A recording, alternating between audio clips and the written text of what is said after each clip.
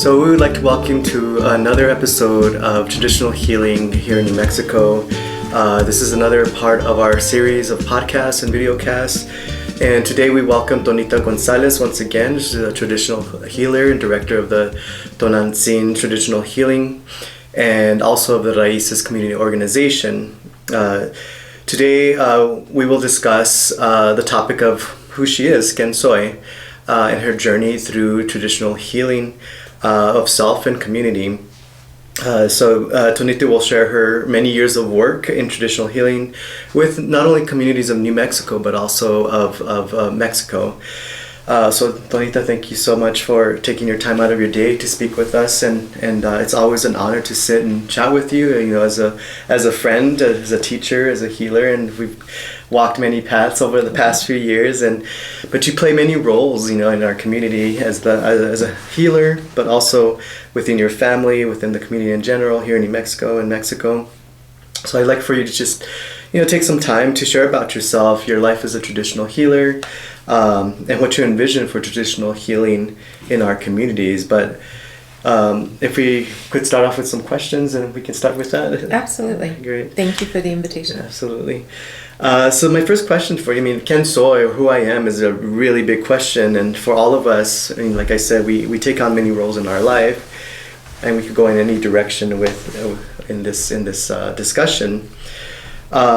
Before we focus on the main topic of traditional healing, I would like to hear first about yourself, your family, your cultural background, so on and so forth. Anything that's made a big impact in your life and has determined who you are today. So anything you'd like to share about yourself in general as well. Okay, thank you. Well, I think to begin with, you're right. Quien Soy is a huge question, and it's critical, I think, in all of our healing. And it really is in order to start healing, and if we look at healing as not just like go to Walgreens and get a medication, but healing in general in what is ancestral for us and our community is mind, body, and spirit. So part of understanding, especially mind, body, and spirit, is you have to understand your emotions. You have to understand your history. You have to understand who you are, because then it makes a difference of how you function in the world. I think sometimes we can analyze it not just as personality, but where are your core beliefs and values. Mm-hmm. And unless we know who we are, and who we are entails the good, the bad, and the ugly of our histories. None of us come from perfect families. None of us come from perfect histories. But how we relate to one another, really some of those genetics are part of who we are, and mm-hmm. the core of how we see our foundations of who we are. So when I started working in community, and I think it's always been ingrained with me, with my family, is to really honor my lineage. And I think it's difficult because I think as young people, we were educated that we're this massive melting pot, mm-hmm. right? We're kind of taught both in our education system and who we are, like how to merge and really be absent of our true identity. Mm-hmm. And I think that really has direct implications on our physical, mental, and spiritual health. Mm-hmm. So for me, going back to say, who am I, was, Quien Soy, was to really look at generations of beautiful history and generations of trauma. So on one side, if I look at my paternal side, I'm really honored to be norteña from New Mexico. My family is from south of Las Vegas, New Mexico, and Gonzales Ranch is my paternal side. Both Albanita Padilla, which is my paternal grandmother, and Ramon Gonzales mm-hmm. Are from the Gonzales Ranch area.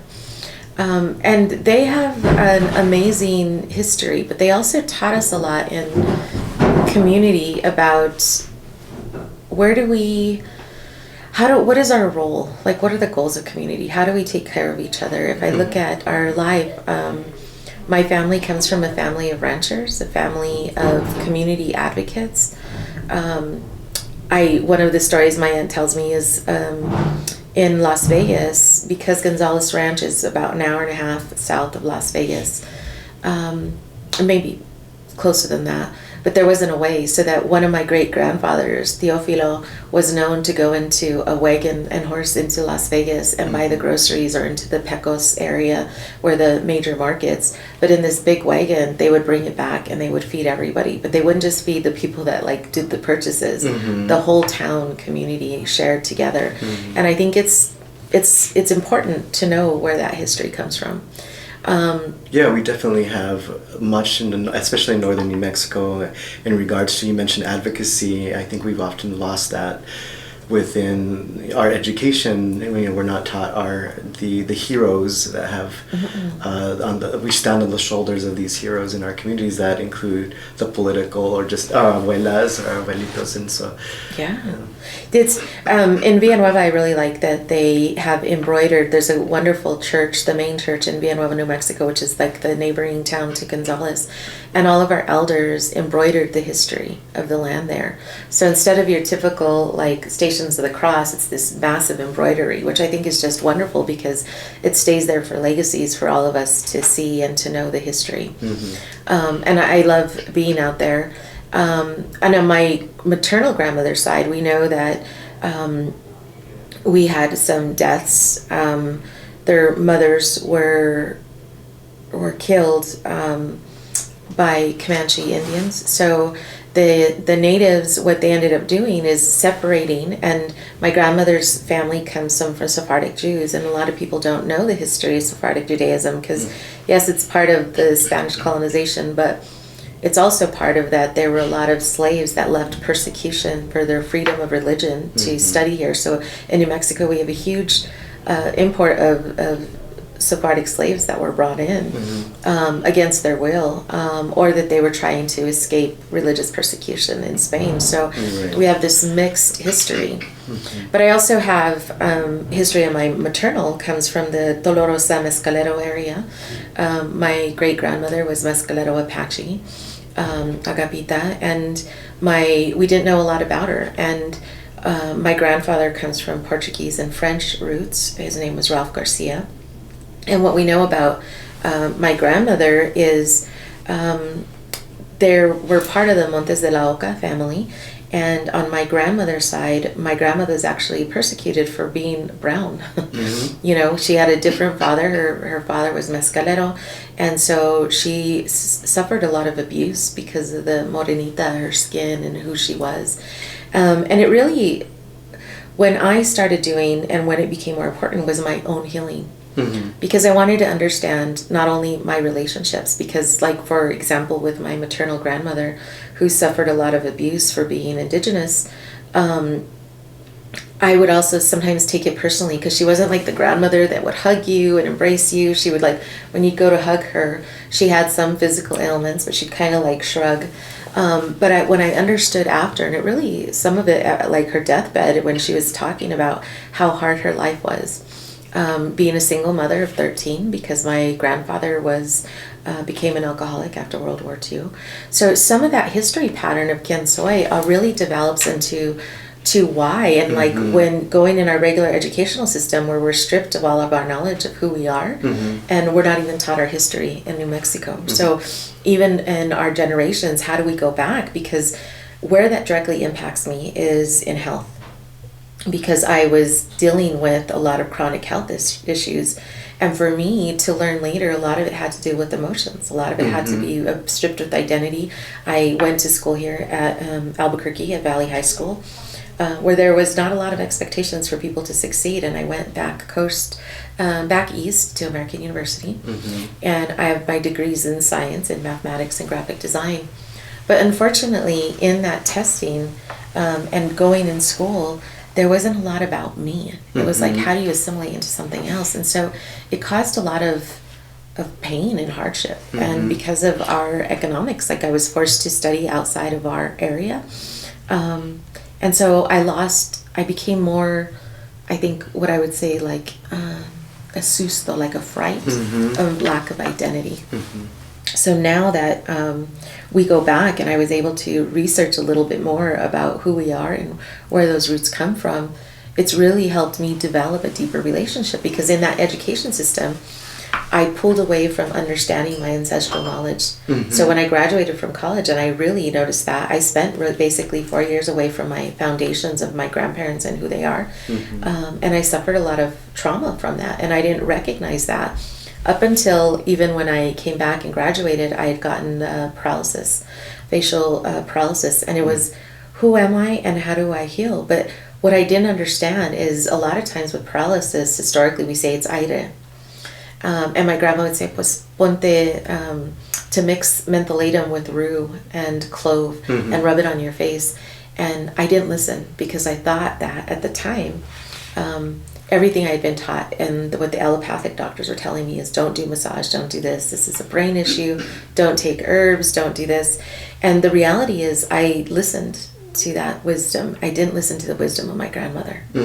And had I listened to her and what she was saying, and acknowledged her as an indigenous woman of science and knowing medicine, I probably wouldn't have been paralyzed for 10 years. Right? So like how I look at those identities and how they form me in my culture make a big difference. And it made a huge health outcome. And it wasn't until I had already lost my grandmother and coming back into this that I realized the huge loss of my grandparents. And it took me a while in Quien Soy to, how do I gain from other people that same knowledge? Where it actually took me right back in pursuit of my own healing to move to Mexico, where they actually have more programs about studying indigenous medicine than what we were exposed to here, or that I could access here. Right. Well, it's unfortunate that we don't question that, who am I, up until we're in that crisis moment or that dilemma in the mainstream world, where then we become very fragmented, and which is part of that trauma. But when you talk about who you are, it's not just someone that's within this body, but I'm a product of all the social interactions and the generations of survivance from family. Right. And, it's interesting. I brought this as a piece of obsidian. I know you're familiar with it. But one of the things that I think that we were taught is that if you have a health issue, whether it be mind, body, or spirit, you either go to a priest, a psychiatrist, or a psychologist, or you go to a doctor. But most of those people are outside of our culture.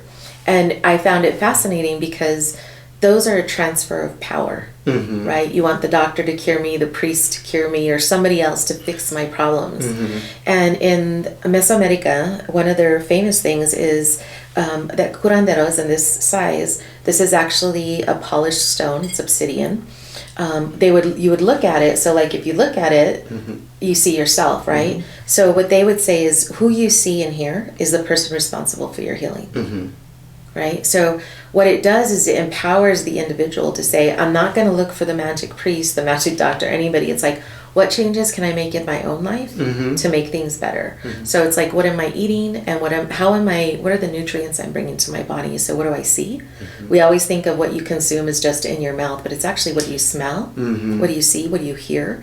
Because all of those external things that want to define us in our society or how we take care of ourselves, we're never saying like, what is the wisdom of our own body? Right. If your body's craving pineapple, what does that mean in your body? Is it craving salt?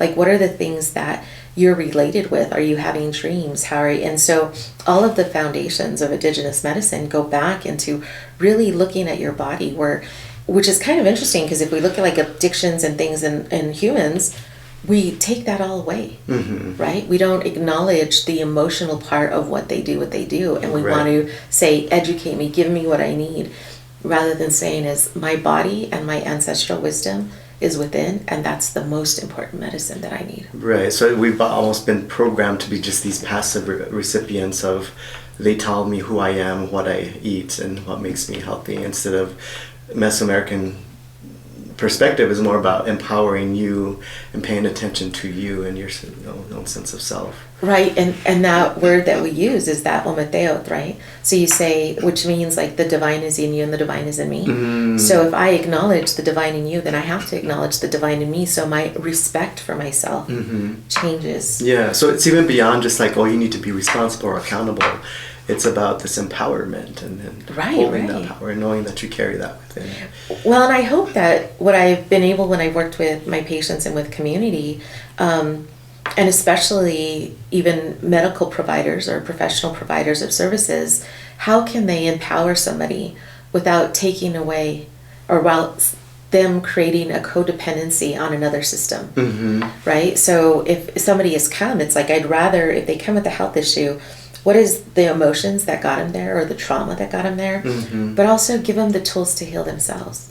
What are the medicinal plants? I don't want to be like a herbalist who's like a Walgreens. It's like, I'd rather teach you where that plant is, how to harvest it, how to grow it, how to do your own treatments, how to, whether it's self-massage or fire cupping on yourself, how to release emotions, creating like habits. So it's really about empowering others, because you don't want them to come to you to feel better. You just want to set them on their way, and then when they get stuck, be able to support people in how they move forward. Right. Well, in sense of your own self, you're creating that relationship with your own sense of being. You're creating the relationship. So the medicine is more broader than just consuming something. It's that relationship with the plant, relationship with the earth, and it all comes together. And I think it's the beauty, but I also think, especially now in our society, we deal with a lot of sensitive topics like appropriation and appreciation. And you want everybody, sometimes people question, like, how do you teach this medicine for everybody? Because I believe that everybody's roots at one point started with earth medicine, with growing plants. I don't care where your culture's from. We all live, to this day, we think we live at like the grocery store. The reality is everything comes from the earth. So when somebody can take pride in knowing what their history is, then they're able to really change that judgment in how they function. I remember I was teaching somebody in northern New Mexico, and he had these huge balls of uric acid. And he says, but I eat healthy. I said, well, what does that mean? And he's from northern New Mexico, and he's like, I go to one of these local buffets, and it's all you can eat seafood and shrimp and everything like that. Well, because that's not who we are culturally, our body doesn't digest all the seafoods as if we grew up on the East Coast, right? And those were like our lineage, we know, or in Japan off of the sea waters, right? They're great for you.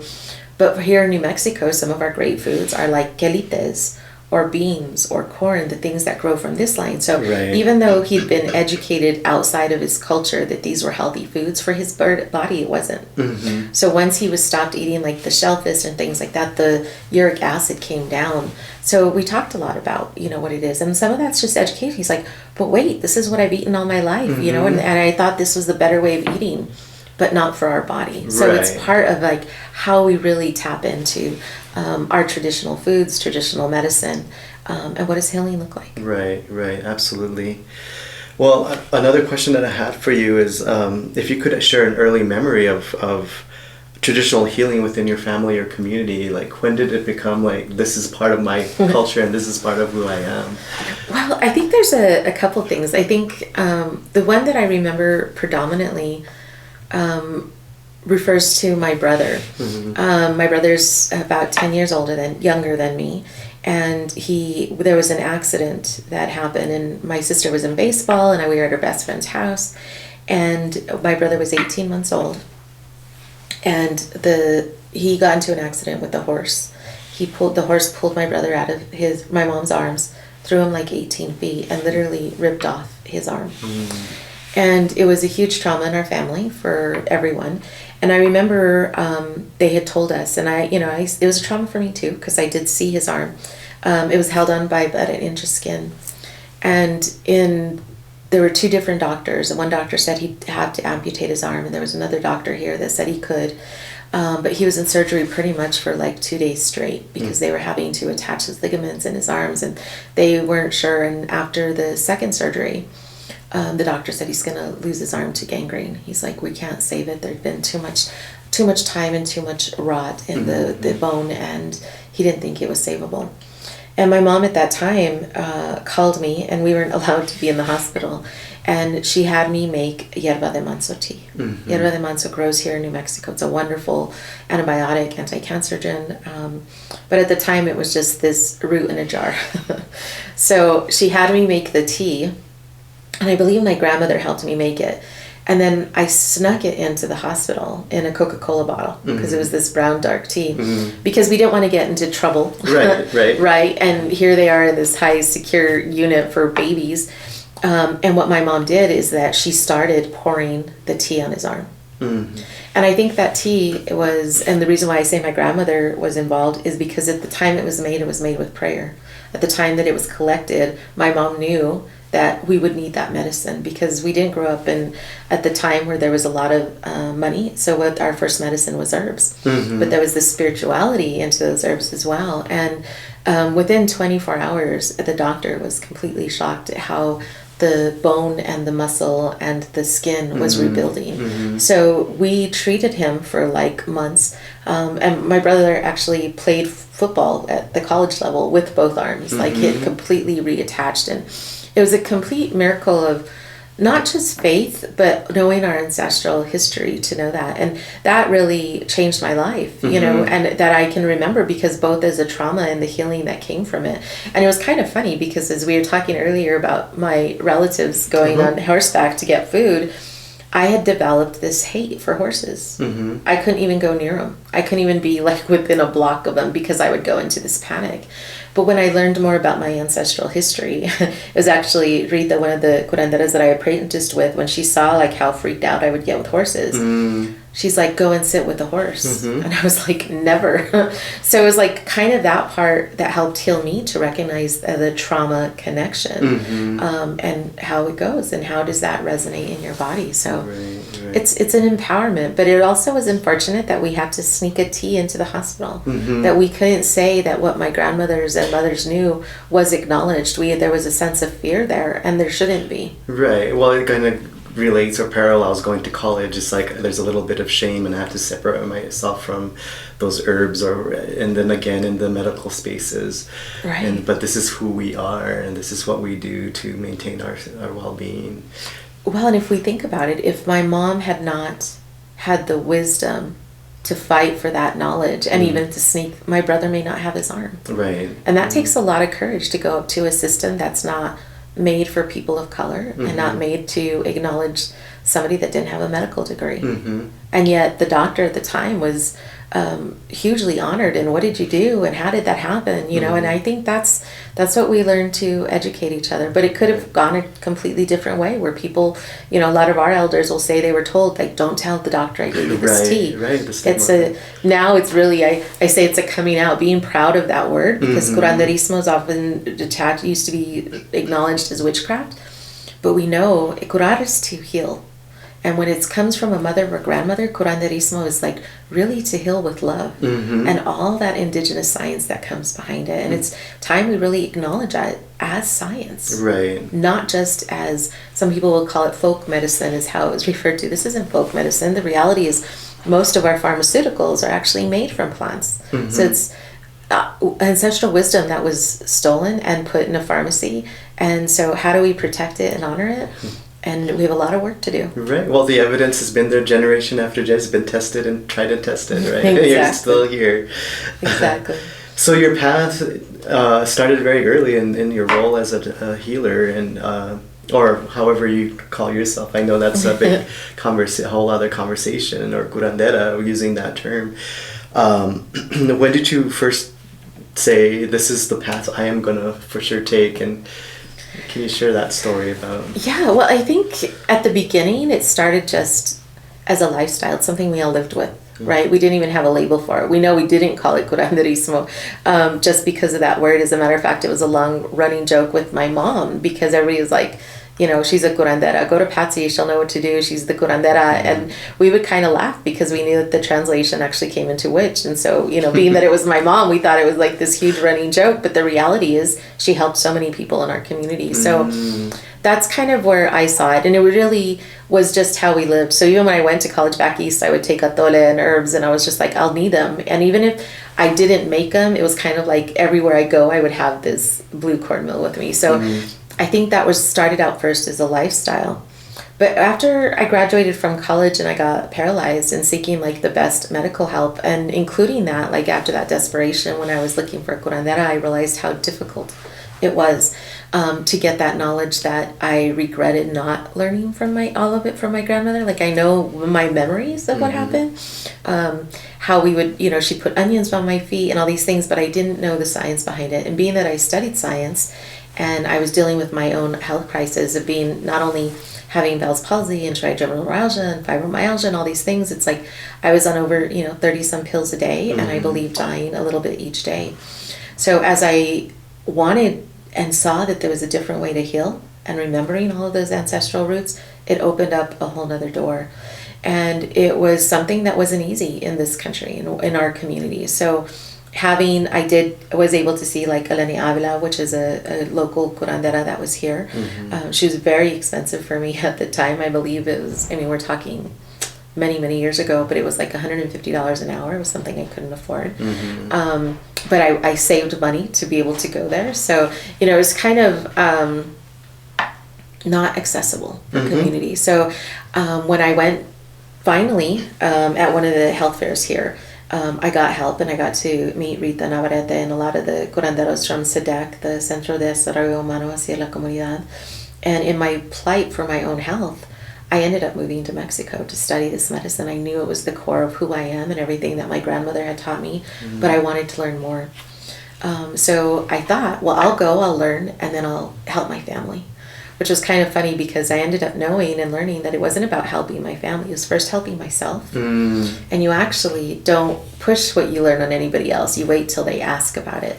So after living in Mexico a couple of years and studying at the University of Mexico Morelos, I moved back here thinking, how do I want to take care of my family and friends? And word of God went through the haywire. And I started getting calls and people, will you talk at this, and what did you learn? And this is over 18 years ago. I guess it would be 19 years ago that when I actually moved over there. And so I developed these partnerships in community, and it was actually the community that sought me out, as opposed to, I never put a sign on the business. I never did anything. It was just be like, do you have information? Can you teach me about this? And so it was an honor. So I got to meet a lot of the networks here and grow with community and share what I needed to know. But there was such a deep need in our community. So I figured, recognizing that I had a huge privilege to move to Mexico and study, that how could I share that knowledge here, right? I don't want to be codependent and say, just come for me with herbs. I want to teach people so that they can, because it's part of our innate right as human beings. And so it wasn't about selling it. It was about, or marketing. It wasn't about creating this dynamic, which I see a lot of people doing, and I think it's fortunate. It was really about gifting back to the community what they were robbed. And so some of that comes from what we would say treques, like exchanges, right? So sometimes I was taught to work like on donation basis. So we do a lot of exchanges, and we could tell them what the suggested donation is. And it always I was always like, how do you work from that, from having like a stable income, a salary income, to working by donations? But it was such a gift to my soul. But also a gift to community. So you opened up all these partnerships, and it was actually super beautiful. And so I'm honored that I've been able to work. But I think you do have a great point. One of our maestras, Doris, we call her the Reina de Plantas in Mexico. There was a huge controversy about, what do you do? Who has the name of curandera? Because then not only weren't supposed to do it, but now it's like privileged, right? And after studying with Doris for so many years, I said, people are like, you don't call yourself a curandera. And there's some reason to that because of the trauma. But I think it was a word of privilege that people said, because it's not a title you give yourself. It's what the community calls you. Right? So there's a huge sign of respect with that comes when the community calls you curandera, or they'll say doctora, right? Or maestra. Those are words of title that if you've taught somebody or you've been in community, that they honor you with those words. It's nothing that you could take a short class and say, I'm a curandera. But you do have a responsibility to be a curandera to yourself, right? Like that own self-healing. Like we all have to be our own curandera. So it takes many years of apprenticeship, of learning. It took me many years of not only what did I grow up with and live with my mom and my grandmothers and my ancestral lineage, but also I think in today's world, it really did take studying intensively and knowing the body.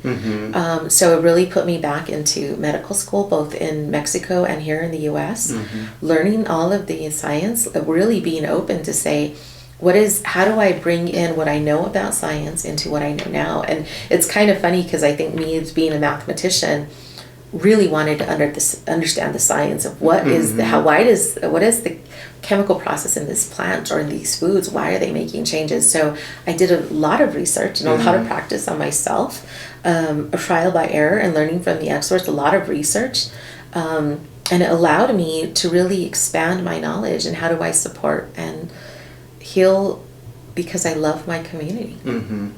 Does that Yeah, that's the bottom line. It's what can I do? That's been your role in your life of being able to do the most, or more so teach. That keeps coming up. You've talked about before about being a doctor and what that really means, what the real word of that means, and to become that teacher of people is more critical for you as a healer. Yeah, you're absolutely right. Since like years ago, it's like the Latin translation of doctor is teacher.